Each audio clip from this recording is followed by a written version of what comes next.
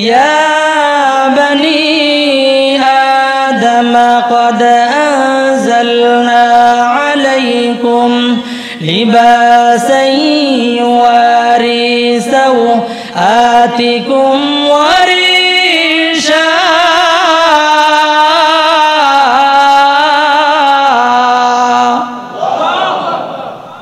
ولباس التقوى ذلك خير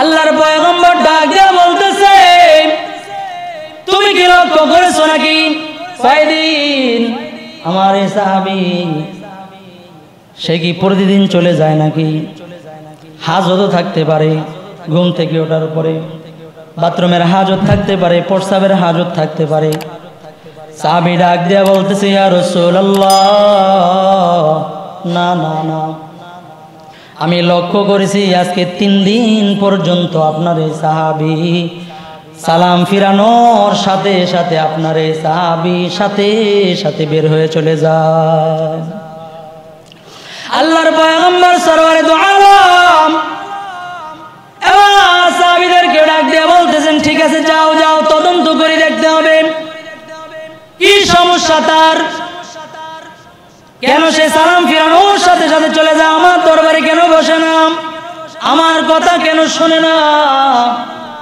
আমি মসজিদের মধ্যে বসে আছি অথচ সবাই চলে গেল কেন সে এমনটা করতেছে তদন্ত করে নেই এবার সাহাবীরা আল্লাহর পয়গম্বরের সাথে সাথে তার বাড়িতে গেল শুধু এটা নয় একজন সাহাবী যদি ফজরের নামাজের মধ্যে অনুপস্থিত থাকতো সাহাবায়ে কেরাম সবাই মিলে তার বাড়িতে গিয়ে উপস্থিত হতো কেন তুমি আজকে ফজরের নামাজে উপস্থিত হলে না ইসলাম মুসলমান ভাইয়েরা আমার এবার আল্লাহর পয়গম্বর সাহাবায়ে কেরামদেরকে নিয়ে চলে গেলেন আল্লাহর পয়গম্বর তার বাড়ির মধ্যে গিয়ে উঠলেন নাম ছিল তার আবু তালহা আল্লাহর নবী ডাক দিয়ে বলতেছে করাঘাট ডাক দিয়ে বলতেছে এই আবু তালহা আল্লাহর রাসূল একবার ডাক দিয়া অনেকক্ষণ থেমে আছেন কোনো কথা বলে না কিন্তু সাহাবী ও ভিতর থেকে কোনো আওয়াজ দেয় না কি ব্যাপার কি হলো দীর্ঘ সময় পর আল্লাহর পয়গম্বর আবার ডাক দিয়ে বলতেছে এই আবু তালহা আবার অনেকক্ষণ চুপ থাকলেন আল্লাহর পয়গম্বর কিছুক্ষণ পর আবার ডাক দিয়া বললেন এই আবু তালহা 3 বার ডাক দেওয়ার পর হযরত আবু তালহা ডাক দিয়া বলে লাব্বাইকা ওয়া সাদাইকা ইয়া রাসূলুল্লাহ ও আল্লাহর নবী ও একটু সময় দাঁড়ান আমি আসতেছি একটু সময় লাগবে আল্লাহর নবী গো একটু সময় দেন আমাকে আমি আসতেছি এখান থেকে অনেক বড় শিক্ষা কোনো মানুষকে যখন ডাক দেওয়া হয় লাগাতার ডাক নয় থেমে থেমে তার কোনো প্রয়োজনও থাকতে পারে থেমে থেমে ডাক দেওয়া 3 বারের পরে আর ডাক না দেওয়া আল্লাহর পয়গম্বর চলে যাবেন এমন সময় ভিতর থেকে আবু তালহা ডাক দিয়া বলতেছে ওগো নবীজি একটু সময় দেন আমি আপনার সাথে দেখা করতে আসতেছি কিছুক্ষণ পর আল্লাহর পয়গম্বরের সামনে আবু তাইম ইয়া রাসূলুল্লাহ ইয়া হাবিবাল্লাহ বেয়াদবি মাফ করে দিয়েন আবু তালহা একেবারে তার শরীরের মধ্যে কাপড় নাই শুধুমাত্র সতর ঢাকা যায় এমন পরিমাণ কাপড় নিয়ে আল্লাহর পয়গম্বরের সামনে হাজির আর চোখ বেয়ে পানি পড়তেছে আর ডাক দেয়া বলতেছে আল্লাহর নবী গো বেয়াদবি মাফ করে দিয়েন আপনি আসার সাথে সাথেই তো আমার আপনার দরবারে আসার দরকার ছিল আল্লাহর নবী গো কি করব দুঃখের কথা কারো কাছে বলি নাই ইয়া রাসূলুল্লাহ আমার এমন পোশাক যেই পোশাকের কারণে এই সময়টুকু আমার দেরি হয়েছে। আল্লাহর নবী ডাক দিয়ে বলে, আবু তালহা কি হয়েছে, আসল ঘটনা খুলে বলো। যেই জন্য আমরা তোমার দরবারে আসি, তোমার বাড়ির মধ্যে আসলাম, তুমি প্রতিদিন ফজরের নামাজের পরে সালাম ফিরায় সাথে সাথে বাড়িতে চলে আসো। আজকে 3 দিন পর্যন্ত তুমি সালাম ফিরাও আর বাড়ির মধ্যে চলে আসো, কি ব্যাপার? আমার কোন আচার ব্যবহারের দ্বারা তুমি কষ্ট পাইছ? কি হলো তোমার, কেন তুমি এমনটা করতেছো বলো। এবার আবু তালহা চোখ বেয়ে পানিগুলা পড়তেছে, দাড়িগুলা ভিজতেছে, ডাক দিয়া বলতেছে, ইয়া রাসূলুল্লাহ, ইয়া হাবিবাল্লাহ। কি বলবো, কিভাবে বলবো? কারো কাছে বলি নাই, একমাত্র আল্লাহর কাছে বলিস। ইয়া রাসূলুল্লাহ, আগে বলি কেন আমার এতক্ষণ আসতে দেরি হলো? যেই কাপড় আমার এবং আমার বিবির আছে, 2 জনের মিলে একটা কাপড় মাত্র। 2 জনের কয়টা কাপড়? 2 জনের মাত্র একটা কাপড়। এই একটা কাপড় দিয়াই ওগো আল্লাহর নবী আমরা জীবন যাপন করতেছিলাম। ইয়া রাসূলুল্লাহ, আমার বিবির আলাদা কাপড়, আমার আলাদা কাপড়, এমন কাপড় নাই। কিন্তু নামাজ ফরজ হুকুম, সেটা তো ছাড়া যাবে না। ইয়া রাসূলুল্লাহ, এই জন্য আমার বাড়ির ঘরের ভিতরে বিশাল বড় একটা গর্ত খনন করেছি। ইয়া রাসূলুল্লাহ, যখন নাকি আমি বাইরে যাই, আমি বাইরে যাওয়ার সময় এই একটা কাপড় গায়ের মধ্যে পড়ে আমি বাইরে যাই, আর ওই সময় আমার স্ত্রী উলঙ্গ হয়ে ওই গর্তের ভিতরে রাইখা আমি বাইরে যাই। ইয়া রাসূলুল্লাহ, এইভাবে আমরা দিনগুলো পার করতেছি।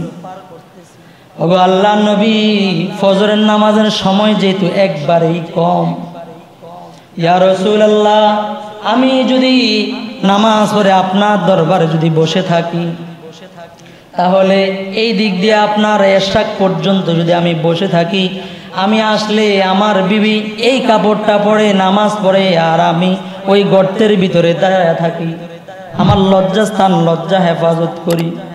এইভাবে চলতেছি গো নবীজি। এই জন্য আমি এই কয়দিন অতি তাড়াতাড়ি সালাম ফিরায় সাথে সাথে বাড়িতে চলে আসি। ইয়া রাসূলুল্লাহ, ইয়া হাবিবাল্লাহ, এই হলো এক কারণ। 2 নম্বর কারণ হলো এই যে আমার আসতে দেরি হলো।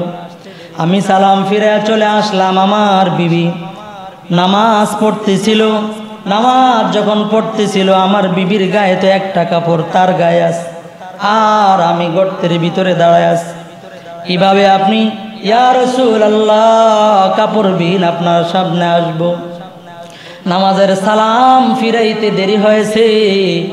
নামাজ শেষ হওয়ার পরে ইয়া রাসূলুল্লাহ আমার বিবিকে গর্তের ভিতরে নামাইয়া ওই কাপড়টা পরিধান করে আল্লাহর রাসূল আমি আপনার সামনে আসছি, এই জন্য দেরি হয়ে গেছে।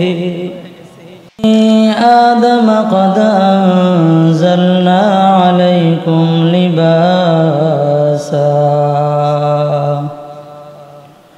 لباسا يواري سوآتكم وريشا ولباس التقوى ذلك خير ذلك من آيات الله لعلهم يذكرون.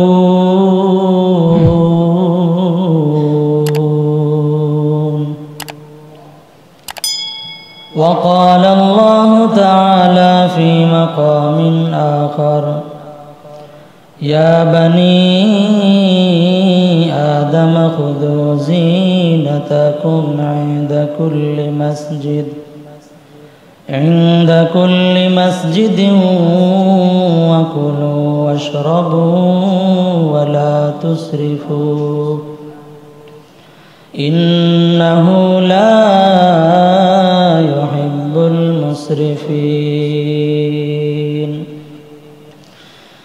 وعن أبي هريرة رضي الله تعالى عنه قال قال النبي صلى الله عليه وسلم نساء كاسيات عاريات مميلات مائلات لا يدخلن الجنة ولا يجدن ريحها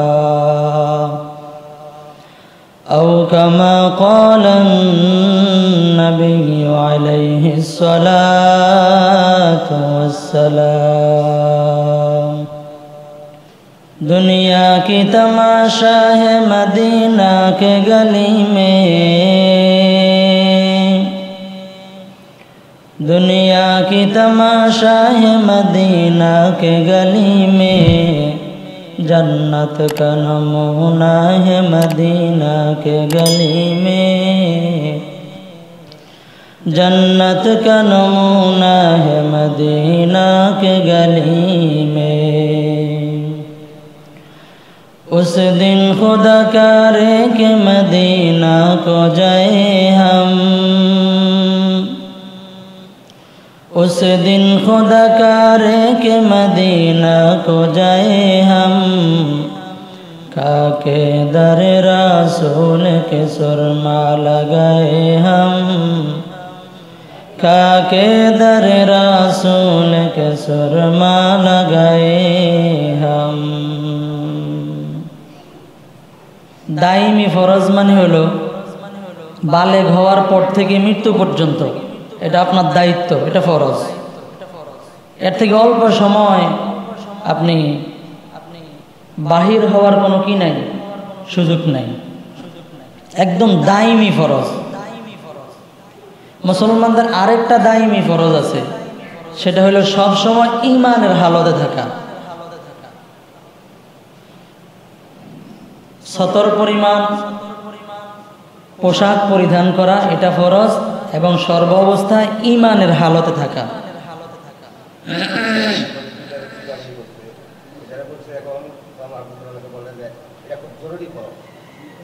এটাই বলতেছি, এটা ফরজ, সতর এবং ঈমানের সাথে থাকা। আমরা ঈমানদার, আমার কোনো কথা, আমার কোনো আচরণ যেন এমন হয়ে না যায় যে বেঈমান, নাস্তিক, মুরতাদ এদের মতো হয়ে গেছে, এমন যেন হয়ে না যায়। এটা হলো দাইমি ফরজ। এটা কখনো খোলার কি নাই, অনুমতি নাই, বিশেষ প্রয়োজনে বিশেষ জায়গা ছাড়া। আমরা এটা জানলাম। আল্লাহ তাআলা কোরআনে হাকিমের এই আয়াতের মধ্যে বলেন, ইয়া বনি আদম কদ আনজালনা আলাইকুম লিবাসান ইউয়ারি সাওআতিকুম ওয়া রিশা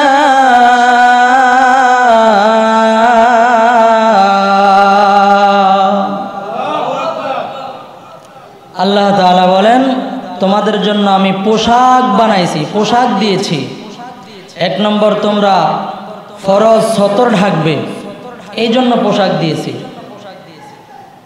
এটা আমরা মোটামুটি শুনেছি। এই পোশাকের ক্ষেত্রে মূল নীতিমালা কি, এটা আমরা জানব। কয় অবস্থায় আমরা পোশাক কেমন পরতে পারবো, পোশাকের অবস্থাটা কেমন হবে, মূল নীতিগুলো কি হবে। মোটামুটি 6টা মূল নীতি পোশাক পরিধান করার ক্ষেত্রে। পোশাক পরিধান করার ক্ষেত্রে কয়টা মূল নীতি? মোটামুটি 6টা।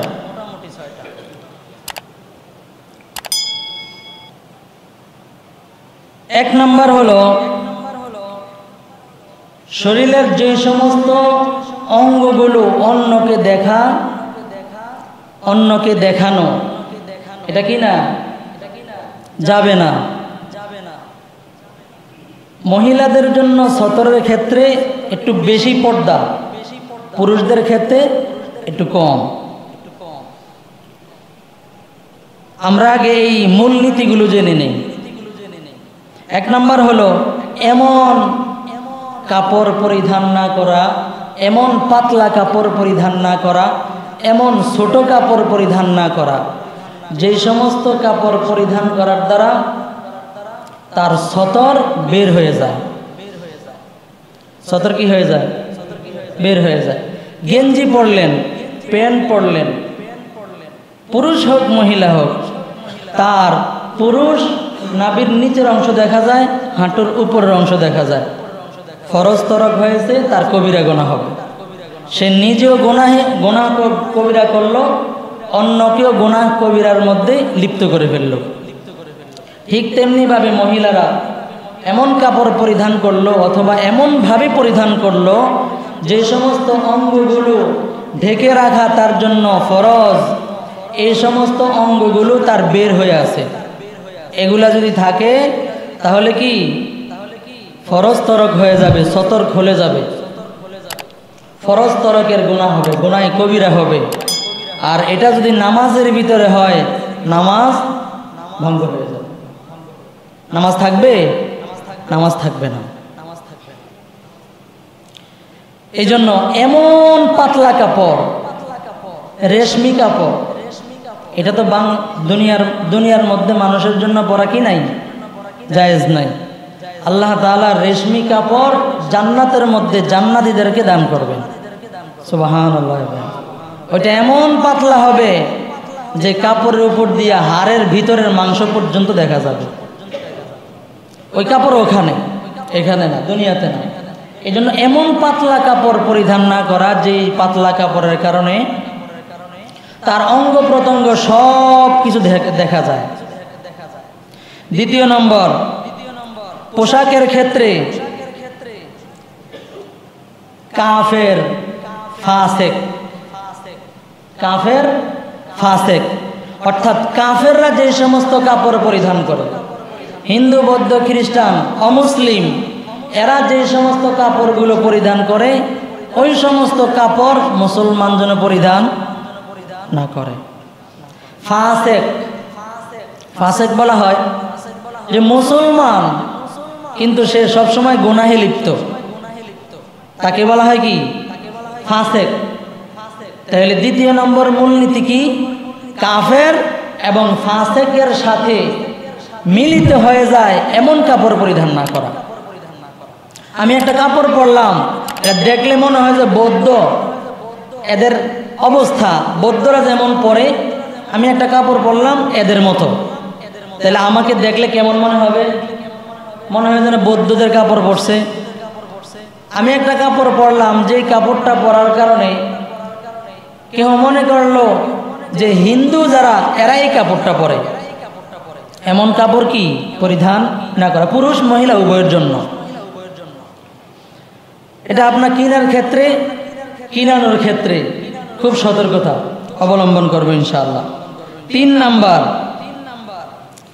যে সমস্ত কাপড়ের দ্বারা নিজের অহংকার পয়দা হয়। কি পয়দা হয়? অহংকার পয়দা হয়, গর্ব অহংকার আসে এবং অপচয় ফুটে ওঠে। কি ফুটে ওঠে? অপচয় ফুটে ওঠে।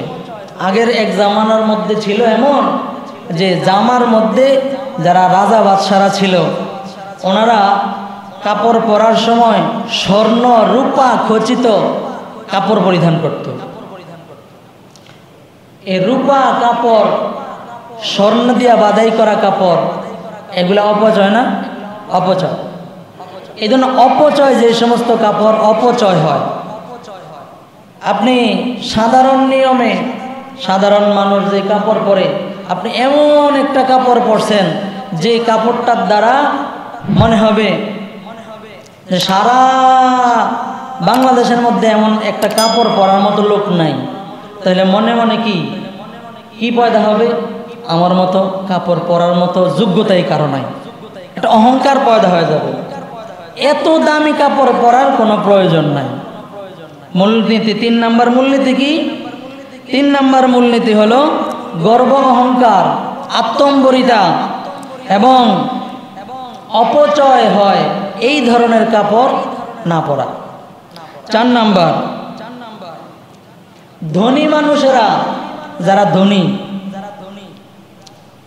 অনেক ধন সম্পদ আছে, কিন্তু সে এমন একটা কাপড় পরলো যে কাপড় দেখলে, তার পোশাকটা দেখলে মনে হয় যেন এর মতো গরিব আর এই জেলার মধ্যে একজন নাই, এমন কাপড়ও পরিধান না করা।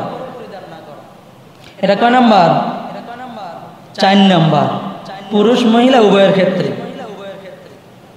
এমন কাপড় পরিধান না করা যেটা একেবারে আপনার সামর্থ্য অনুযায়ী মধ্যম পন্থা, এই ধরনের কাপড় পরে।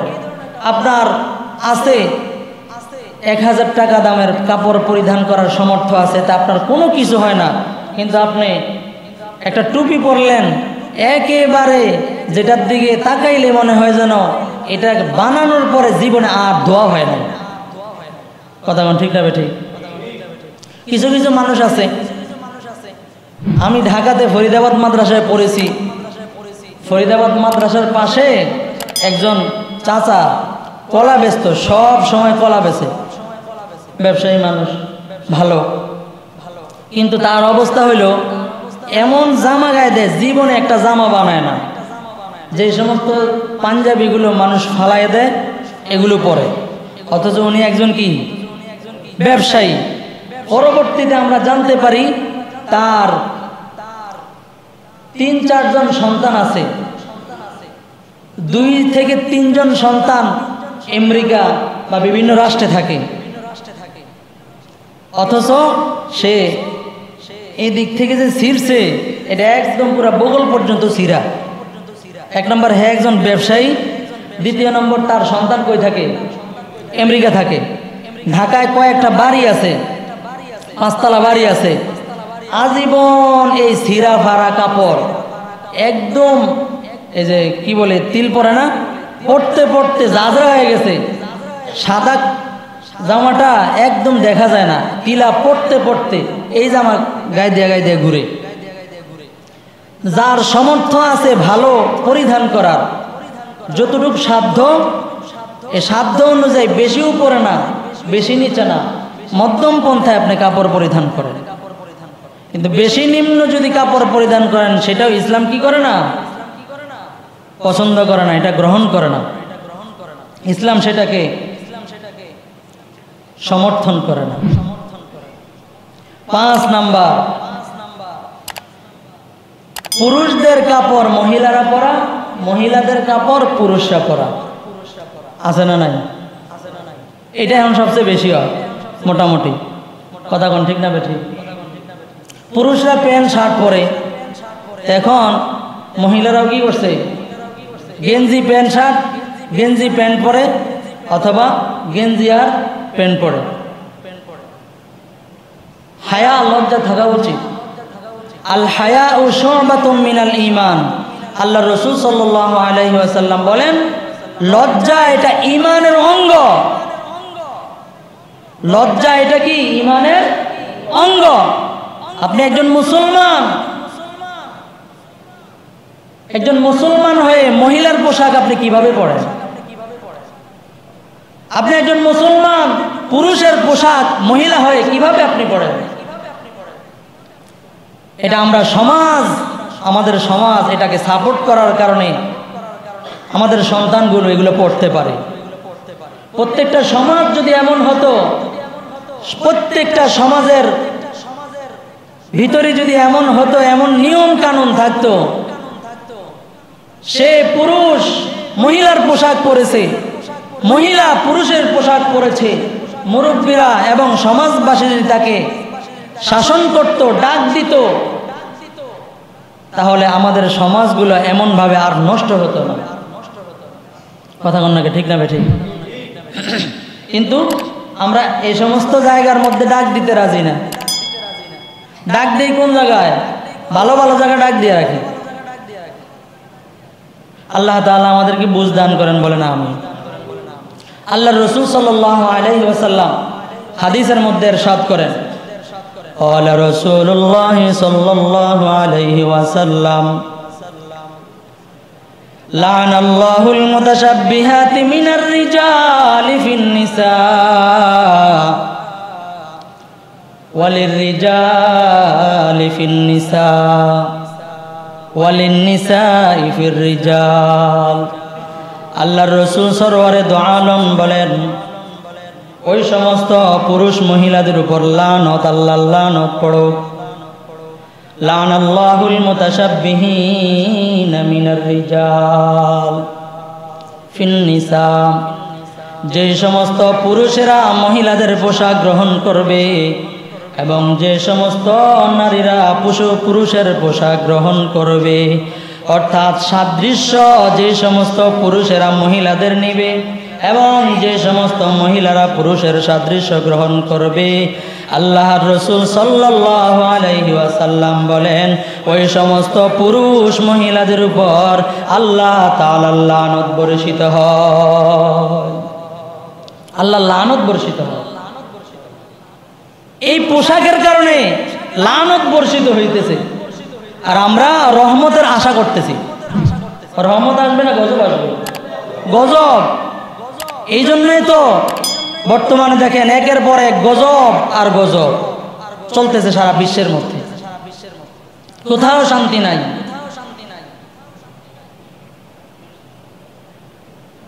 ছয় নাম্বার,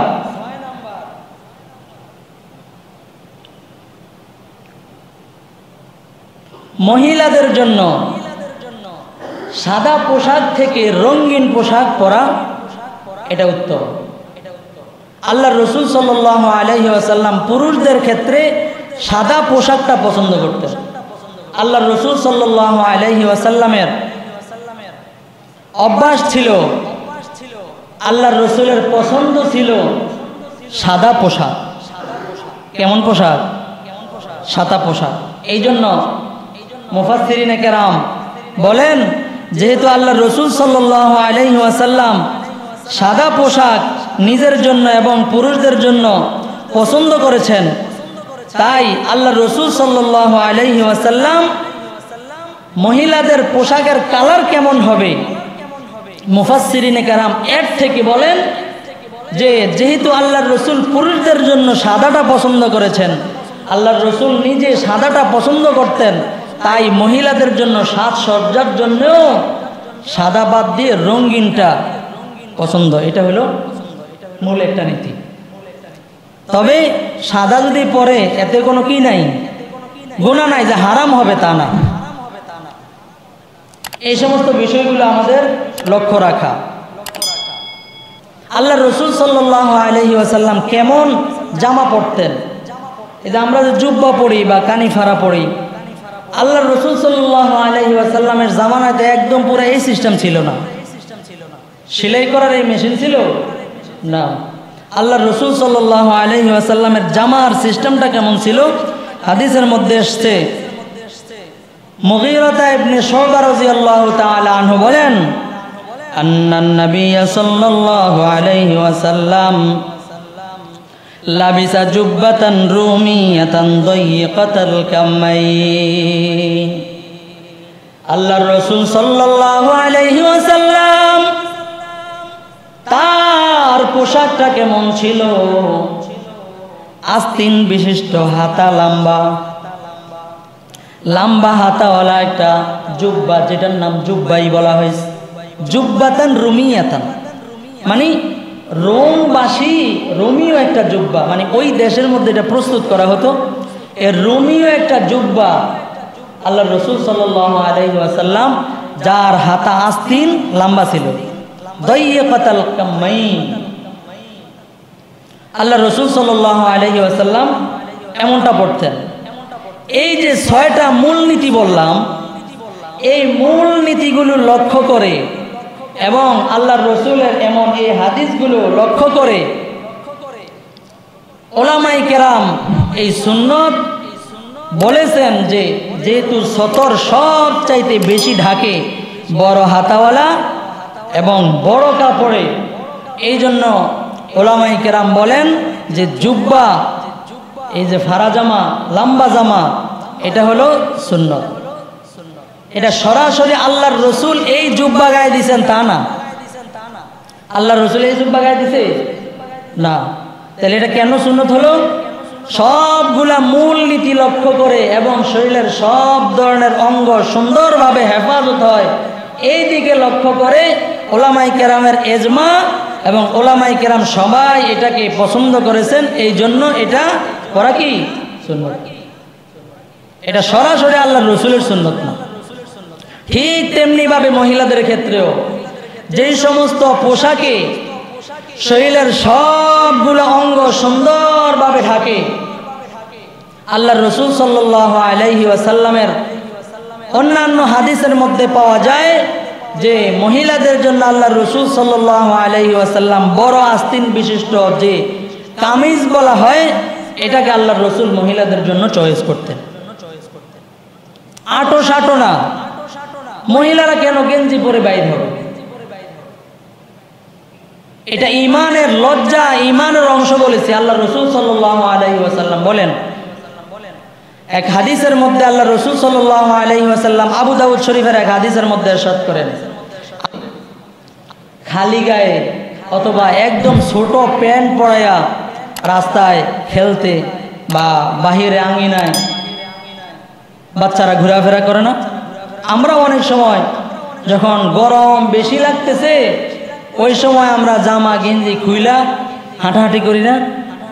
আল্লাহ রসুল সাল্লাল্লাহু আলাইহি ওয়াসাল্লামের একটা হাদিস আছে আবু দাউদ শরীফের মধ্যে যে তোমরা বুক খোলা রাখবে না। বুক কি করবে না? খোলা রাখবে না। কারণ এই বুকের ভিতরে আল্লাহ পাক রব্বুল আলামিন দিল দান করেছেন। কি দান করছেন? দিল। দিল, এই দিলের মধ্যে শয়তানের কুনজর পড়ে। যে সমস্ত বাচ্চার বুক খোলা থাকবে, যে সমস্ত মানুষের বুক খোলা থাকবে, মানুষের মধ্যে ভালো খারাপ আছে না নাই? জিন্নাত আছে না নাই? শয়তান আছে না নাই? এই সমস্ত প্রাণীগুলো অনেক মানুষের নজর আছে। আপনি খানা খাইতেছেন, তার নজর পড়ছে, দেখবেন যে এরপর থেকে তার খানা পিনা বন্ধ হয়ে যায়। এমন মানুষ আছে না? আছে, বহু মানুষ এমন আছে। কিছু কথা মানুষ বলে, এটা তার উপর নজর লেগে যায়। একজন মানুষ খানা খাইতেছে, একজন মানুষ এসে দেখছে, তো সে একটা কথা বলে ফেললো। সাপোজ একটা উদাহরণ, যেমন অনেক মানুষ আছে ঝাল তরকারি বেশি পছন্দ করে, আছে না? একজন মানুষ আইসা দেখলো যে হে খুব ঝাল খাইতে পারে, আইসা বলতেছে তুমি তো মাশাআল্লাহ অনেক ঝাল খাইতে পারো, শুধু এই কথাটা বলছে। এরপর থেকে যখন সে মরিচ কামড় দেয় পেটের মধ্যে চিপ মারে। বাস্তব ঘটনা, বাস্তব, একদম পুরা 100%। কেমন বাস্তব? আমার নিজের ক্ষেত্রে মনে করেন এই পরিস্থিতি, এখানে না, মানে আমার পরিবার বা আত্মীয় স্বজনের ক্ষেত্রে এমন পরিস্থিতি হয়েছে। ঝাল জিনিস খাইতেছে, তো একজন আয়সা দেখছে, দেখার পরে এরপর থেকে সে আর ঝাল কোনো তরকারি মুখে দিতে পারে না। ঝাল তরকারি খায় তো সাথে সাথে পেটের মধ্যে চিপাচিপি শুরু হয়, 2-3 দিন এমন থাকে। বোঝানোর উদ্দেশ্য হলো নজর কতটা খারাপ।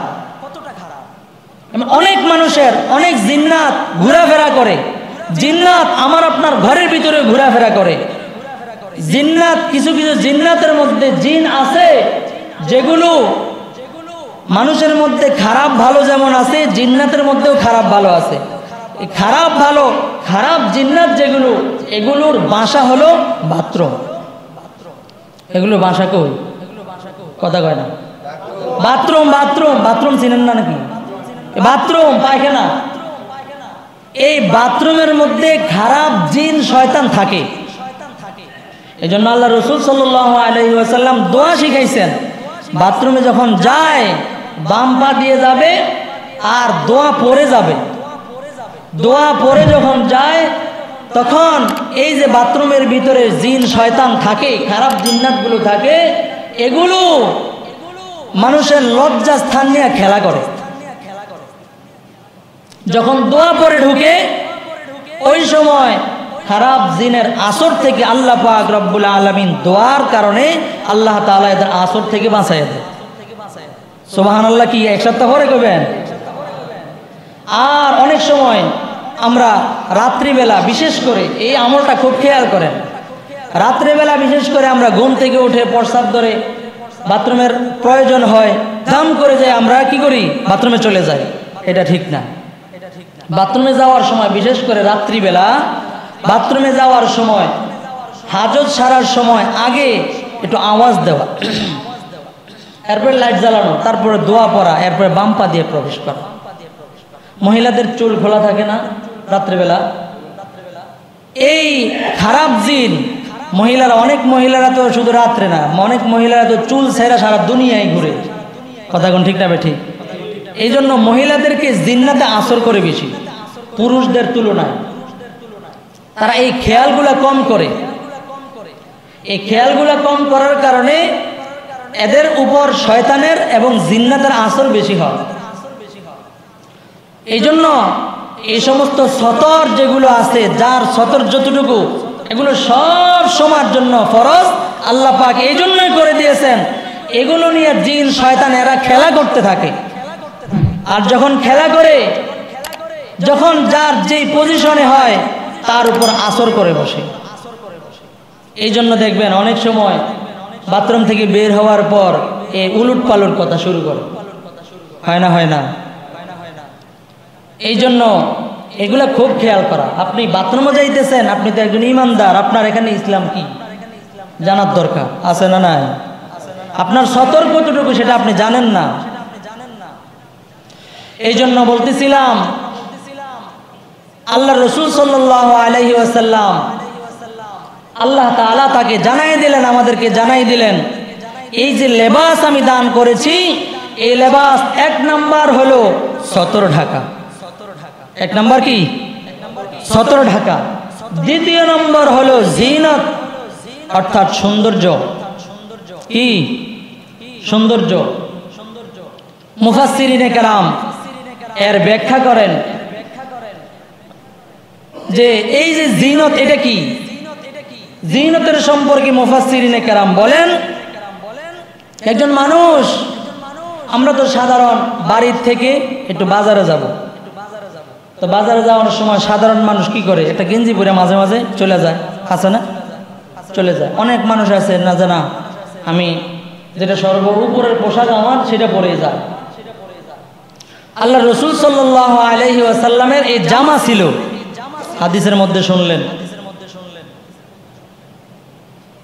তো আল্লাহ রসুল সাল্লাল্লাহু আলাইহি ওয়াসাল্লাম যে হাদিসটা বলতেছিলাম আবু দাউদ শরীফের, এই দিলের মধ্যে, বুকের মধ্যে কি থাকে? দিল থাকে। মানুষের নজর পড়ে, এই নজর থেকে বাঁচার জন্য আল্লাহ পাক রব্বুল আলামিন তার শরীরকে ঢাকার জন্য জিনতের পোশাক আল্লাহ পাক রব্বুল আলামিন বানায় দিলেন। আল্লাহ তাআলা এটা বলেন, ইয়া বানি আদম قد أنزلنا عليكم لباسا يواري سوآتكم وريشا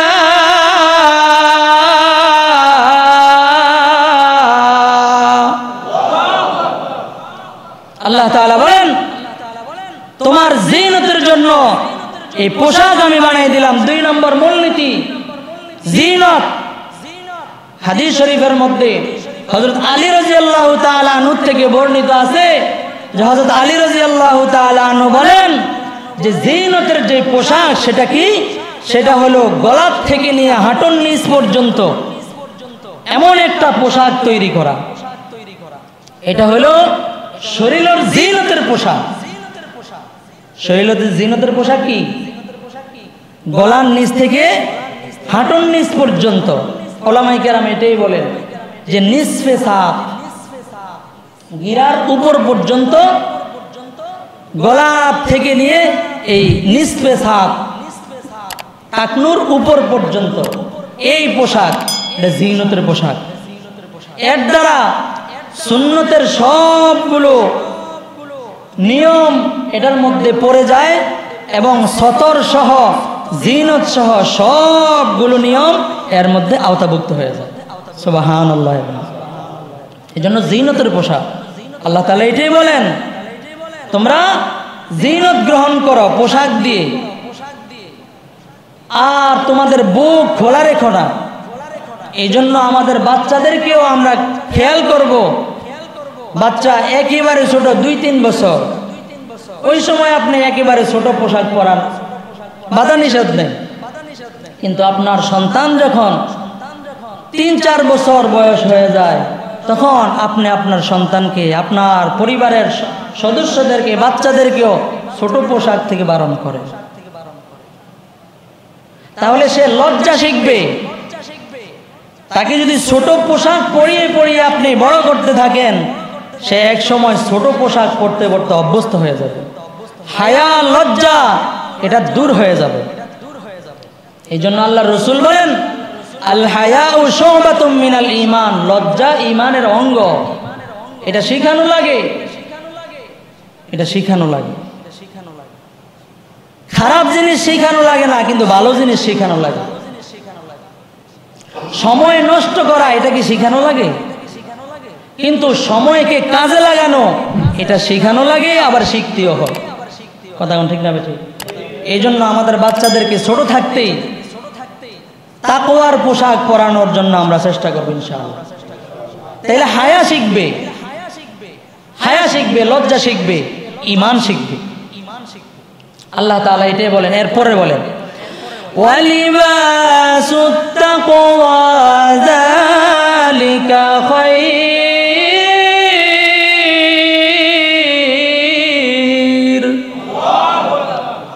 আর এই যে তাকওয়ার লিবাসটা, যেটা তাকওয়ার লেবাস, মুফাসসিরিন কেরাম ব্যাখ্যা করেন তাকওয়ার লেবাসটা কি, জিনতের লেবাসটা কি। বলতেছিলাম, আপনি বাজারে যাইতেছেন তো একটা গেঞ্জি আর লুঙ্গি সাধারণ পরে আপনি চলে যাইতেছেন, যান, এত অসুবিধা নাই। কিন্তু আল্লাহ তাআলা বলেন তাকওয়ার লেবাসটা আল্লাহ তাআলার কাছে পছন্দনীয়। ওয়ালিবাসুত তাকওয়া, তাকওয়ার লেবাস, যালিকা খায়র, এটাই হলো উত্তম। তাহলে কি বুঝলেন? তাকওয়ার লেবাস উত্তম কার কাছে? আল্লাহ তাআলার কাছে। আল্লাহ তাআলা এই আয়াতের ব্যাখ্যায় মুফাসসিরিন কেরাম বলেন যে সাধারণ চলাফেরা করার চাইতে মানুষ যখন, যেমন মনে করেন আপনি একটা বিবাহ অনুষ্ঠানে যাবেন, বড় ধরনের কোনো একটা অনুষ্ঠানে যাবেন, একজন মন্ত্রী প্রধানমন্ত্রী আসছে, ওই অনুষ্ঠানে আপনি যাবেন, অনেক বিশাল বড় একটা সমাবেশ, ওখানে আপনি যাবেন। ওখানে যাওয়ার জন্য আপনি কি লুঙ্গি আর গেঞ্জি পরে যাবেন? একটা বিবাহের মধ্যে মানুষকে একটা লুঙ্গি আর গেঞ্জি পরে চলে যায়? চলে যায় না। তাহলে কি বোঝা গেল? এই সমস্ত জায়গায় যেমন খালি ওই যে 1 সপ্তাহ ধরে পরে আছে যে জামাটা, এটা পরে যায়, এটা পরেও যায় না। এই জন্য ওই সমস্ত বড় বড় জায়গাগুলোর মধ্যে মানুষ যেমন একটা ইহতিয়াত গ্রহণ করে, ভালো একটা পোশাক গ্রহণ করে, মুফাসসিরিন কেরাম বলেন ওয়ালিবাসুত তাকওয়া, এই তাকওয়ার পোশাকটাও তেমন, যেমন তুমি বড় একটা অনুষ্ঠানে যাওয়ার জন্য তুমি তোমার পোশাকের সাজসজ্জা গ্রহণ করেছো, ঠিক তেমনি ভাবে এই লেবাস, তাকওয়ার লেবাস, এটাও তেমন তোমার গায়ে যেন তাকওয়ার লেবাসটা সব সময় থাকে। এই জন্য আপনি আপনার সন্তানকে তাকওয়ার লেবাস শেখান, সে সেটা শিখবে। আপনি ইসলামী পোশাকটাকে পরানো শিখান, সেটাই শিখবে। ইসলামের মূল নীতিগুলো রেখে ইসলামী পোশাকের প্রতি আপনি আপনার সন্তানকে ধাবিত করেন, এটাই শিখবে। কিন্তু বর্তমানে যে সমস্ত পোশাকের ক্ষেত্রে আল্লাহর রাসূল নিষেধ করেছেন, এই সমস্ত পোশাক আমরা আমাদের সন্তানদেরকে, আমাদের এলাকাবাসী, মহল্লাবাসী, পরিবার পরিজনদের মধ্যে এটা বেশি দেখা যায়। কথা কোন ঠিক না ঠিক? আল্লাহর রাসূল সাল্লাল্লাহু আলাইহি ওয়াসাল্লাম বলেছেন, মেয়েদের সতর মাথার তালু থেকে পায়ের তালু পর্যন্ত, এরা পায়ের নিচ পর্যন্ত এরা পোশাক পরবে। কিন্তু বর্তমানে দেখবেন যে মহিলারা পোশাক পরে টাকনুর উপরে। কথা কোন ঠিক না ঠিক? আর পুরুষেরা প্যান্ট পরে টাকনুর নিচে, লুঙ্গি পরে রাস্তা ঝাড়ু দেয়। কথা কোন ঠিক না ঠিক? সৌদি আরবে আর কোনো কথাই নাই, জামা পরে যে রাস্তা ঝাড়ু দিতে আছে। আছে না নাই? হারাম। আল্লাহ রাসূল সাল্লাল্লাহু আলাইহি ওয়াসাল্লাম বলেন, ক্বালা রাসূলুল্লাহ সাল্লাল্লাহু আলাইহি ওয়াসাল্লাম মা আসফালা মিনাল কাবাইনি মিনাল ইজারি ফিন্নার। ও পুরুষেরা শোনো, তোমার টাকনুর গিরার নিচে যেই সমস্ত কাপড়গুলা পরিধান করা থাকে, টাকনুর নিচ পর্যন্ত যেই সমস্ত কাপড়গুলা চলে যায়, চাই লুঙ্গি হোক অথবা ইজার হোক অথবা পায়জামা প্যান্ট যেটাই হোক না কেন, যদি তোমার কাপড়গুলা টাকনুর নিচে চলে যায়, ওই কাপড়টা সহ ওই সমস্ত অংশগুলা জাহান্নামের আগুনের মধ্যে জ্বলবে। কিন্তু মুসলমান ভাইয়েরা আমার, আজকে পুরুষেরা দেখেন টাকনুর নিচে জামা পায়জামা প্যান্ট লুঙ্গি পরে পরে কুড়ায় চলতে থাকে, আর মহিলাদের যেই কাপড়টা টাকনু গিরার নিচে একেবারে পায়ের পাতা পর্যন্ত সমান হওয়ার কথা ছিল, ওই সমস্ত মহিলারা টাকনু গিরার উপরে প্যান্ট পরে, পায়জামা প্যান্ট এগুলা কই পরে? টাকনু গিরার উপরে। ওয়ালিবাসুত তাকওয়া যালিকা খায়র, তাকওয়ার পোশাক পরে। আপনার এই জায়গা, এটা আপনার জাহান্নামে যাবে। এই জন্য কাপড় পরতে খুব সাবধান। আমার জামা, আপনি জুব্বা পরেছেন, জামা পরেছেন, লিবাসুত তাকওয়া আপনি পরেছেন, কিন্তু এটা টাকনু গিরার নিচে চলে গেছে। টাকনু গিরার নিচে যদি চলে যায়, আমাদের এক ওস্তাদ ছিলেন, উনি বলতেন যে সৌদি জুব্বা এটা হারাম জুব্বা। সৌদি জুব্বা কি? হারাম জুব্বা। কেন? ওই যে টাকনুর নিচে, তো টাকনুর নিচে পুরুষের জন্য জুব্বা পরক আর যে যা কিছুই পরক, এটা কি জায়েজ আছে? জায়েজ নাই। এই জন্য উনি বলতেন এটা হারাম জুব্বা, টাকনুর নিচে। তোমার এই জুব্বা এটা তাকওয়ার জুব্বা না, এই জুব্বা তোমাকে জাহান্নামে নিবে। যে জুব্বা জাহান্নামে নেয়, এটা কি তাকওয়ার জুব্বা না হারাম জুব্বা? হারাম জুব্বা। এই জন্য জুব্বা পড়তে গেলেও আপনার দেখতে হবে এটা কি টাকনু গিরার নিচে যায় কিনা। এবার আসেন, তাকওয়ার লেবাস আমরা বুঝলাম। এবার আসেন আল্লাহ তাআলা সূরা আরাফের 31 নম্বর আয়াতের মধ্যে আল্লাহ পাক রব্বুল আলামিন বলেন,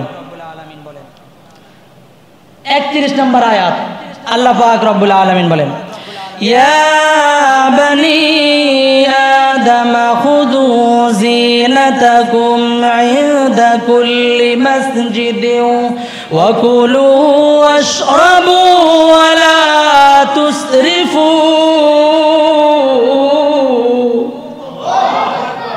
আল্লাহ পাক রব্বুল আলামিন বলেন, হে বনি আদম, খুযু যিনাতাকুম ইনদা কুল্লি মাসজিদিন ওয়া কুলু ওয়াশরাবু, তোমরা যখন মসজিদে যাও তোমাদের পোশাক পরিচ্ছদ সুন্দরভাবে সেজে গুজে যাও। একটু আগে বলেছিলাম, আপনি কোনো একটা অনুষ্ঠানে যাওয়ার জন্য যেমন সুন্দর পোশাক পরেন, সুন্দরভাবে পরিপাটি হয়ে যান, মসজিদে আসার সময় আপনার এই পরিপাটি হওয়ার জন্য আপনার শরীরটাকে সাজাইতে হবে। আপনি চলাফেরা করেছেন সাধারণভাবে, অসুবিধা নাই, তাকওয়ার লেবাস পরেন নাই, কিন্তু এখানে আল্লাহ তাআলার ঘরে আসতেছেন, প্রধানমন্ত্রীর ঘরে যেমন গেলে আপনি একটু পরিপাটি হন, তা আপনি আল্লাহ তাআলার ঘরে আসলে আপনি একটু পরিপাটি হওয়ার দরকার আছে না? আল্লাহ তাআলা এটাই বলেন, খুযু যিনাতাকুম, তোমাদের পোশাক দিয়া তোমরা সজ্জিত করো, ইনদা কুল্লি মসজিদ, যখনই তোমরা মসজিদে যাও। এখান থেকে মুফাসসিরিনে কেরাম বলেন যে আটো সাটো ছোট ছোট কাপড় পরে মসজিদে না আসা, নামাজ না পড়া, মসজিদে এসে ইবাদত করে না। এই জন্য মসজিদে আসার সময় আমরা তাকওয়ার লেবাসটা পরে আসবো।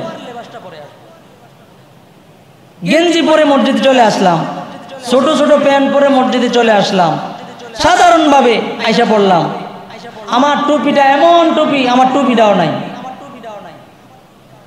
আল্লাহ তাআলা আমাদের মাথা দান করেছেন, এই মাথা দিয়া দুনিয়ার যা কিছু আছে সব কিছু আমরা বুঝি, দুনিয়ার জমিনের মধ্যে চলি, সংসার চালাই, পরিবার চালাই, সব কিছু চালাই, এই মাথার বুদ্ধি দিয়ে ব্রেন খরচ করে। কথা কোন ঠিক না ঠিক? ব্রেন যদি আল্লাহ তাআলা নষ্ট করে দেয়, অকিছু করে দেয়, তাহলে সে রাত্রে দিন বলে না, দিনকে রাত্র বলে, বাবাকে বাবা বলতে পারে না, উলট পালট হয়ে যায়, ব্রেন নষ্ট হয়ে গেছে। কথা কোন ঠিক না বে ঠিক? এই মাথার মধ্যে আপনি একটা টুপি পরলেন, এই টুপিটা একবারে 5 টাকা দামের একটা টুপি পরছেন। কথা কোন ঠিক না বে ঠিক? আপনার মাথাটা কত দামি, আপনার এই ব্রেন কত দামি, আপনার শরীরের জন্য এত দামি দামি পোশাক পরেন, আপনার মাথার জন্য যেটা দিয়ে আপনি ব্রেন কাটায় সব কিছু করতেছেন, এই মাথার জন্য ভালো একটা সুন্দর একটা দামি একটা টুপি আপনি কিনতে পারলেন না।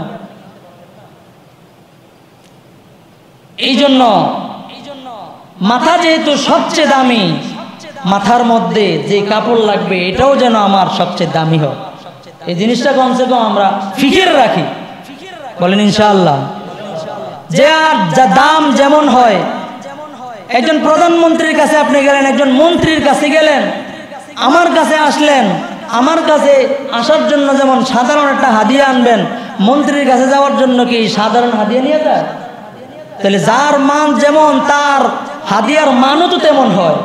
তো শরীরের যে অঙ্গের দাম যেমন, মাথার অঙ্গের দাম সবচাইতে উপরে, সুতরাং মাথার মধ্যে যেটা লাগবে সেটার দামও সবচাইতে উপর। কথা কোন ঠিক না বে ঠিক? এই জন্য মাথার মধ্যে এই 5 টাকার টুপিটাই যখন লাগছে, এটাই যখন পায়ে লাগে তখন কি করে? সালাম করে না? মাথায় লাগছে, মাথায় লাগছে। এই জন্য মেরে মোহতারাম দোস্ত, কেউ আবার রাগ করেননি যে গেঞ্জির কথা কইল না, আপনাকে উদ্ধার করতেছি। আপনি গেঞ্জি পরে নামাজ পড়লে নামাজ হয়ে যাবে। আপনি যদি গেঞ্জি ছাড়াও নামাজ পড়েন তাও নামাজ হয়ে যাবে। আপনার সতর ঢাকা আছে, পুরুষ সতর শুধু ঢাকা আছে, নাভির উপর থেকে হাঁটুর নিচ পর্যন্ত ঢাকা আছে, আপনার নামাজ হয়ে যাবে। কিন্তু নামাজের জন্য আল্লাহ তাআলা বলেন, খুযু যিনাতাকুম ইনদা কুল্লি মসজিদ, তুমি সজ্জিত হও। এই জন্য ফুকাহায়ে কেরাম বলেন যে মসজিদে নামাজ পড়ার জন্য যখন নামাজ পড়বে তার সবচাইতে সুন্দর যে কাপড়টা আছে সেটা পরবে। এটা তো আমরা কেউ পরে না, আমরাও পরি না। যে প্রতি ওয়াক্ত নামাজের জন্য এক সেট করে জামা, এটা আমরা পড়তে পড়ি না, কিন্তু কমসে কম লেবাসুত তাকওয়া যেটা, সেটা যেন কমসে কম আমরা পড়ি, সবটা যেন পরিপূর্ণ পাই। এই জন্য কি বুঝলেন, গেঞ্জি পরে নামাজ পড়লে নামাজ হবে না, এটা না। হাতা বড় বড় হাতাওয়ালা, এখন আমি ওযু করে আসলাম, জামাই পড়লাম, এই হাতা আমি বইটে রাখলাম, হাতা উঠে রাখলাম, এটা দিয়া এই সিস্টেমে যদি আমি নামাজ পড়ি তাহলে নামাজের সওয়াব কম হবে, লিবাসুত তাকওয়ার হক আদায় হবে না, সওয়াব কম হবে। আমার হাতা নাই, একটুকটা দিয়ে নামাজ পড়লাম, সওয়াব কম হবে, লিবাসুত তাকওয়া হয় না। কিন্তু আপনি যদি পড়েন তাহলে নামাজ হবে না, কথা কয় না, নামাজ হয়ে যাবে। আল্লাহ রসুল এক সাহাবী, আমরা তো নামাজ পড়া সালাম ফিরাইতে দেরি, যাইতে দেরি নাই। একটা উদাহরণ দিয়ে শেষ করতেছি, এই সাবজেক্ট আজকে শেষ করবো, এই জন্য অল্প একটু সময়। আল্লাহ রসুল সাল্লাল্লাহু আলাইহি ওয়াসাল্লাম যখন ফজরের নামাজ পড়তেন, ফজরের নামাজ পড়ে ইমাম সাহেবরা কোন দিকে ফিরে বসে? কথা কয় না। অনেকে চিন্তা করতেছে মসজিদে তো আই না, জানি কেমনি হুজুরে কোন ফিরে বয়ে থাকে, এটা কি জানি নি, মসজিদে তো আই না। কোন দিকে ফিরে বসে? পূর্ব দিকে। এটা আল্লাহ রসুল সাল্লাল্লাহু আলাইহি ওয়াসাল্লাম ফিরে বসতেন। নামাজ পড়েই আল্লাহ রসুল দীর্ঘ সময়, আল্লাহ রসুল যদি কোনো স্বপ্নে দেখতেন, সাহাবায়ে কেরাম যদি কোনো স্বপ্নে দেখতেন, এগুলো ব্যাখ্যা করতেন, দোয়া দুরূদ পড়তেন, মাঝে মাঝে আল্লাহ রসুল বয়ান করতেন, এই বিভিন্ন আমল করতেন একদম দীর্ঘ সময় পর্যন্ত। কিন্তু আমরা তো কি করি, সালাম ফিরাইতে দেরি, যাইতে দেরি নাই। এই আমলটা ঠিক হইল না, এই আমলটা কি ঠিক আর হইল না। আপনার মসজিদে বয়ে থাকলেও তো আপনার গুনাহ মাফের সওয়াব আল্লাহ তাআলা আমলনামার মধ্যে লিখতে থাকে। আপনি না সালামটা ফিরে এত তাড়াতাড়ি কই যান, বাথরুমে ধরলে না 2-1 দিন ধরে, কিন্তু এই সালাম ফিরেই লেটে দৌড় লাইনে, মনে হয় যে না কোথাও মিষ্টি দিতেছে আর শেষ হয়ে যাব, দৌড় দিতেছে। আল্লাহ রসুল সাল্লাল্লাহু আলাইহি ওয়াসাল্লাম সালাম ফিরে সাহাবায়ে কেরামের দিকে ফিরে বসে আছেন। একদিন হঠাৎ করে আল্লাহ রসুল সাল্লাল্লাহু আলাইহি ওয়াসাল্লামের কাছে অভিযোগ দিল আমরা তো বর্তমানে ইমামের নামে অভিযোগ দেই, আর আল্লাহর রসুলের কাছে সাহাবীরা অভিযোগ দিয়ে এই মুসল্লিটা এই করতো, আল্লাহ রসুল এটা বিচার করতেন। আল্লাহ রসুলের কাছে একদিন হযরত উসমান গনি রাদিয়াল্লাহু তাআলা আনহু অভিযোগ দিল, ইয়া রাসূলুল্লাহ, ওই যে দেখেন আপনার একজন সাহাবী, এই সাহাবী আপনি সালাম ফিরালেন ফজরের নামাজের পর, আপনি যখন সালাম ফিরাইলেন আল্লাহর নবী গো সালাম ফিরাইতে দেরি হলো, আর আপনার ওই সাহাবীটা সালাম ফিরাইতে দেরি, সে মসজিদ থেকে বের হয়ে বাড়িতে যাইতে দেরি নাই। ইয়া রাসূলুল্লাহ, এই বিচারটা আপনার কাছে দিলাম, সে কেন এত তাড়াতাড়ি চলে যায়? আল্লাহর পয়গম্বর ডাক দিয়ে বলতেছে, তুমি কি লক্ষ্য করেছো নাকি কয়দিন আমার এই সাহাবী সে কি প্রতিদিন চলে যায় নাকি? হাজতও থাকতে পারে, ঘুম থেকে ওঠার পরে বাথরুমের হাজত থাকতে পারে, প্রস্রাবের হাজত থাকতে পারে। সাহাবী ডাক দিয়া বলতেছে, ইয়া রাসূলুল্লাহ, না না না, আমি লক্ষ্য করেছি আজকে 3 দিন পর্যন্ত আপনার এই সাহাবী সালাম ফিরানোর সাথে সাথে আপনার এই সাহাবী সাথে সাথে বের হয়ে চলে যায়। আল্লাহর পয়গম্বর সরওয়ারে দু আলম এবার সাহাবীদেরকে ডাক দিয়ে বলতেছেন, ঠিক আছে যাও যাও, তদন্ত করে দেখতে হবে কি সমস্যা তার, কেন সে সালাম ফিরানোর সাথে সাথে চলে যায়, আমার দরবারে কেন বসে না, আমার কথা কেন শোনে না, আমি মসজিদের মধ্যে বসে আছি অথচ সবাই চলে গেল, কেন সে এমনটা করতে তদন্ত করে নেই। এবার সাহাবীরা আল্লাহর পয়গম্বরের সাথে সাথে তার বাড়িতে গেল। শুধু এটা নয়, একজন সাহাবী যদি ফজরের নামাজের মধ্যে অনুপস্থিত থাকতো, সাহাবায়ে কেরাম সবাই মিলে তার বাড়িতে গিয়ে উপস্থিত হতো, কেন তুমি আজকে ফজরের নামাজে উপস্থিত হলে না? ইসলাম। মুসলমান ভাইয়েরা আমার, এবার আল্লাহর পয়গম্বর সাহাবায়ে কেরামদেরকে নিয়ে চলে গেলেন। আল্লাহর পয়গম্বর তার বাড়ির মধ্যে গিয়ে উঠলেন, নাম ছিল তার আবু তলহা। আল্লাহর নবী ডাক দিয়া বলতেছে, করাঘাট ডাক দিয়া বলতেছে, এই আবু তলহা। আল্লাহর রাসূল একবার ডাক দিয়া অনেকক্ষণ থেমে আছেন, কোনো কথা বলে না, কিন্তু সাহাবী ও ভিতর থেকে কোনো আওয়াজ দেয় না। কি ব্যাপার, কি হলো? দীর্ঘ সময় পর আল্লাহর পয়গম্বর আবার ডাক দিয়া বলতেছে, এই আবু তালহা। আবার অনেকক্ষণ চুপ থাকলেন। আল্লাহর পয়গম্বর কিছুক্ষণ পর আবার ডাক দিয়া বললেন, এই আবু তালহা।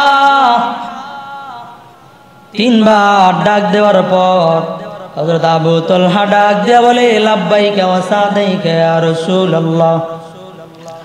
ও আল্লাহর নবী, ও একটু সময় দাঁড়ান, আমি আসতেছি, একটু সময় লাগবে। আল্লাহর নবী গো, একটু সময় দেন আমাকে, আমি আসতেছি। এখান থেকে অনেক বড় শিক্ষা, কোনো মানুষকে যখন ডাক দেওয়া হয় লাগাতার ডাক নয়, থেমে থেমে তার কোনো প্রয়োজনও থাকতে পারে। থেমে থেমে ডাক দেওয়া, 3 বারের পরে আর ডাক না দেওয়া। আল্লাহর পয়গম্বর চলে যাবেন এমন সময় ভিতর থেকে আবু তালহা ডাক দিয়া বলতেছে, ওগো নবীজি, একটু সময় দেন, আমি আপনার সাথে দেখা করতে আসতেছি। কিছুক্ষণ পর আল্লাহর পয়গম্বরের সামনে আবু তাইম, ইয়া রাসূলুল্লাহ, ইয়া হাবিবাল্লাহ, বেয়াদবি মাফ করে দিয়েন। আবু তালহা একেবারে তার শরীরের মধ্যে কাপড় নাই, শুধুমাত্র সতর ঢাকা যায় এমন পরিমাণ কাপড় নিয়ে আল্লাহর পয়গম্বরের সামনে হাজির। আর চোখ বেয়ে পানি পড়তেছে, আর ডাক দেয়া বলতেছে, আল্লাহর নবী গো, বেয়াদবি মাফ করে দিয়েন, আপনি আসার সাথে সাথেই তো আমার আপনার দরবারে আসার দরকার ছিল। আল্লাহ নবী গো কি করব দুঃখের কথা কারো কাছে বলি নাই। ইয়া রাসূলুল্লাহ আমার এমন পোশাক যেই পোশাকের কারণে এই সময়টুকু আমার দেরি হয়েছে। আল্লাহ নবী ডাক দিয়ে বলে আবু তালহা কি হয়েছে আসল ঘটনা খুলে বলো। যেই জন্য আমরা তোমার দরবারে আসি, তোমার বাড়ির মধ্যে আসলাম, তুমি প্রতিদিন ফজরের নামাজের পরে সালাম ফিরায় সাথে সাথে বাড়িতে চলে আসো। আজকে 3 দিন পর্যন্ত তুমি সালাম ফিরাও আর বাড়ির মধ্যে চলে আসো, কি ব্যাপার? আমার কোন আচার ব্যবহারের দ্বারা তুমি কষ্ট পাইছ? কি হলো তোমার? কেন তুমি এমনটা করতেছো বলো। এবার আবু তালহা চোখ বেয়ে পানিগুলা পড়তেছে, দাড়িগুলা ভিজতেছে, ডাক দিয়া বলতেছে ইয়া রাসূলুল্লাহ ইয়া হাবিবাল্লাহ। কি বলবো, কিভাবে বলবো? কারো কাছে বলি নাই, একমাত্র আল্লাহর কাছে বলিস। ইয়া রাসূলুল্লাহ আগে বলি কেন আমার এতক্ষণ আসতে দেরি হলো? যেই কাপড় আমার এবং আমার বিবির আছে, 2 জনের মিলে একটা কাপড় মাত্র। 2 জনের কয়টা কাপড়? 2 জনের মাত্র একটা কাপড়। এই একটা কাপড় দিয়াই ওগো আল্লাহর নবী আমরা জীবন যাপন করতেছিলাম। ইয়া রাসূলুল্লাহ আমার বিবির আলাদা কাপড়, আমার আলাদা কাপড়, এমন কাপড় নাই। কিন্তু নামাজ ফরজ হুকুম, সেটা তো ছাড়া যাবে না। ইয়া রাসূলুল্লাহ এই জন্য আমার বাড়ির ঘরের ভিতরে বিশাল বড় একটা গর্ত খনন করেছি। ইয়া রাসূলুল্লাহ যখন নাকি আমি বাইরে যাই, আমি বাইরে যাওয়ার সময় এই একটা কাপড় গায়ের মধ্যে পড়ে আমি বাইরে যাই, আর ওই সময় আমার স্ত্রী উলঙ্গ হয়ে ওই গর্তের ভিতরে রাইখা আমি বাইরে যাই। ইয়া রাসূলুল্লাহ এইভাবে আমরা দিনগুলো পার করতেছি। ওগো আল্লাহর নবী ফজরের নামাজের সময় যেহেতু একবারেই কম, ইয়া রাসূলুল্লাহ আমি যদি নামাজ পড়ে আপনার দরবারে যদি বসে থাকি, তাহলে এই দিক দিয়ে আপনার এশাক পর্যন্ত যদি আমি বসে থাকি, আমি আসলে আমার বিবি এই কাপড়টা পরে নামাজ পড়ে আর আমি ওই গর্তের ভিতরে দাঁড়ায় থাকি, আমার লজ্জাস্থান লজ্জা হেফাজত করি। এইভাবে চলতেছি গো নবীজি। এই জন্য আমি এই কয়দিন অতি তাড়াতাড়ি সালাম ফিরায় সাথে সাথে বাড়িতে চলে আসি। ইয়া রাসূলুল্লাহ ইয়া হাবিবাল্লাহ এই হলো এক কারণ। 2 নম্বর কারণ হলো এই যে আমার আসতে দেরি হলো। আমি সালাম ফিরায় চলে আসলাম, আমার বিবি নামাজ পড়তেছিল। নামাজ যখন পড়তেছিল আমার বিবির গায়ে তো একটা কাপড় তার গায়ে আছে, আর আমি গর্তের ভিতরে দাঁড়ায় আছি। কিভাবে আপনি ইয়া রাসূলুল্লাহ কাপড়বিহীন আপনার সামনে আসব? নামাজের সালাম ফিরাইতে দেরি হয়েছে। নামাজ শেষ হওয়ার পরে ইয়া রাসূলুল্লাহ আমার বিবিকে গর্তের ভিতরে নামাইয়া ওই কাপড়টা পরিধান করে আল্লাহর রাসূল আমি আপনার সামনে আসছি, এই জন্য দেরি হয়ে গেছে। আমার দেরি হওয়ার কারণ হলো এটা। এই জন্য মেরে মুহতারাম আমরা ইসলামের জন্য কতটা করি? আমার কি নাই? সব আছে। আল্লাহর জন্য কতটুকু সময় আমরা দেই? এই জন্য মেরে মুহতারাম দোস্ত, আমরা তো নামাজ পড়বো, তো নামাজ পড়ার সময় আমার পোশাক যেন একটু সুন্দর হয়। হযরত তালহা যখন আমার সামনে দাঁড়ায় বলবে তোমার এই তাকওয়ার পোশাকটা কই ছিল, কিভাবে তুমি হাঁটা চলাফেরা করেছো, তোমার তাকওয়ার পোশাকগুলো কই ছিল, আল্লাহ তাআলার এত এত আয়াতগুলো, আল্লাহর রাসূল এত এত হাদিসগুলো তোমার কই ছিল? এই জন্য মেরে মুহতারাম দোস্ত, পোশাকের ক্ষেত্রে নিজের পোশাক, পরিবারের পোশাক, বাচ্চাদের পোশাক, আত্মীয় স্বজনের পোশাকের ক্ষেত্রে আমরা সবাই সতর্ক হব তো ইনশাআল্লাহ।